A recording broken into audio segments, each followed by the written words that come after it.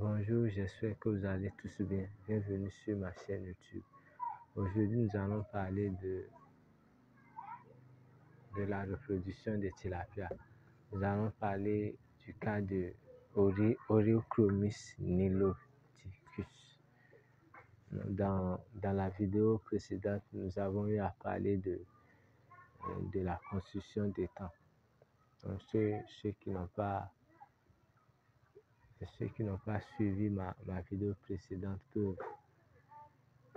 peuvent la consulter pour avoir certaines notions sur la construction des temps. Donc, on suppose déjà que vous avez un étang et vous voulez reproduire des tilapias.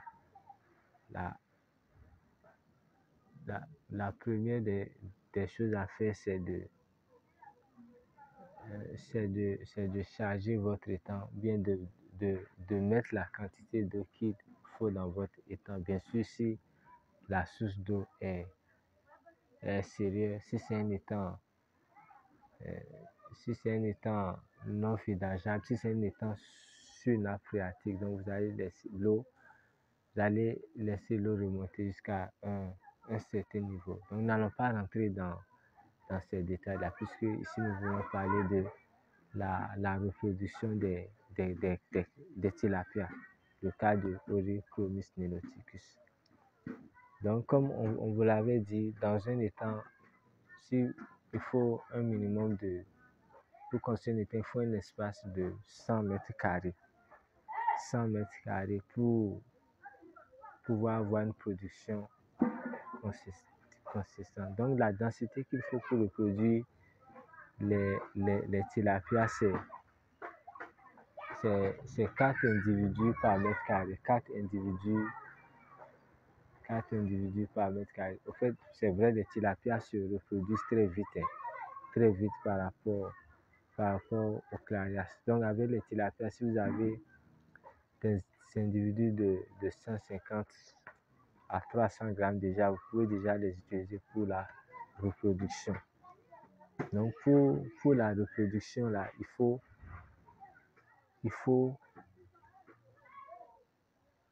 4 individus par mètre carré, comme je l'avais dit, avec un sexe ratio de 1 mâle pour 3 femelles.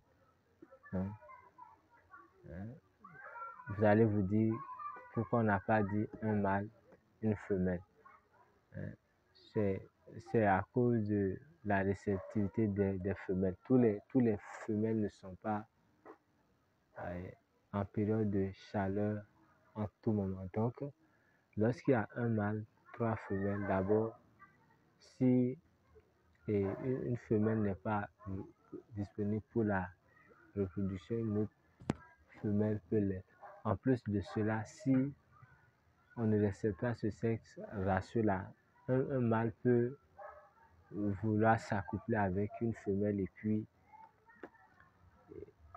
un autre mâle viendra encore le chasser, ce qui va faire que la reproduction sera difficile. Donc c'est très important, il faut respecter la notion de 4 individus par mètre carré, la densité de 4 individus par mètre carré, un mâle pour 3 femelles. Un mâle pour 3 femelles. Donc, vous pouvez faire des calculs selon l'étang, selon la grandeur de votre étang. La grandeur de votre étang.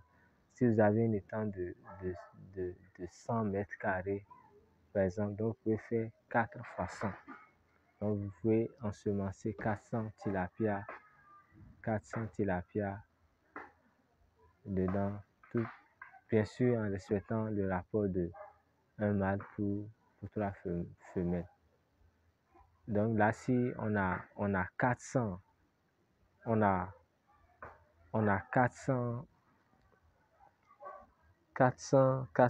100 mètres carrés, ça fait 400 tilapias, puisqu'il faut faire 4 individus fois le nombre de mètres carrés qui fait 400 mètres carrés. Et maintenant, on aura 100 mâles et 300 femelles. Donc, c'est ce qu'il faut faire là. Maintenant, le cas du tilapia, c'est un cas un peu particulier, en ce sens que les tilapias se reproduisent de façon régulière. Si vous avez un étang, pour ceux qui ont déjà fait l'expérience, vous allez voir que dans un étang, il y a des tilapias, il y a toujours des, et tous les jours il y a accouplement, tous les jours il y a fécondation, tous les jours il y a libération des larves. Donc ça fait que et si rien n'est fait pour contrôler la production des tilapias, la reproduction des tilapias, la reproduction des alevins, la production aura un certain coût parce que les individus seront nombreux et ce sont les plus grands qui vont s'accaparer de la nourriture au détriment des plus petits. Et en plus de cela, la nourriture ne sera pas disponible pour tout le monde. Donc c'est pour cela que vous allez voir des gens, lorsqu'ils veulent faire le grossissement, utiliser les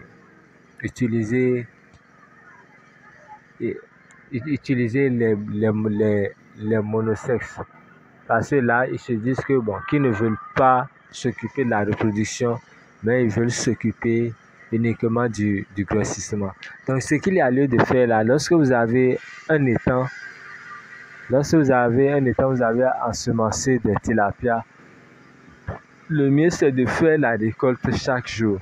Si vous faites la récolte chaque jour, vous allez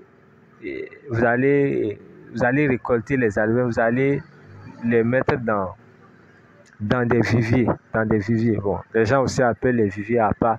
Et lorsque vous les mettez dedans, chaque jour, vous allez les alimenter. Là, ça fait un groupe à part. Maintenant, lorsque les viviers vont atteindre, lorsque les alevins qui sont dans les viviers vont atteindre une certaine taille, une taille un peu grande, là, vous allez encore les séparer selon votre besoin. Si vous voulez, vous pouvez les remettre dans un étang en respectant la densité de un mâle pour 3 femelles, 4 individus au mètre carré, un mâle pour 3 femelles. Pour ça, si vous voulez, vous allez mettre les mâles à part, les femelles à part pour limiter la reproduction. Comme vous le savez, nous sommes en train de nous préparer pour une formation en ligne. Donc, c'est dans la formation en ligne que nous allons donner beaucoup de détails. Pour le moment, nous sommes en train de donner quelques principes de base, histoire de vous donner le goût de pouvoir aller plus loin. Merci de m'avoir suivi. C'est tout pour aujourd'hui. À la prochaine pour une nouvelle vidéo.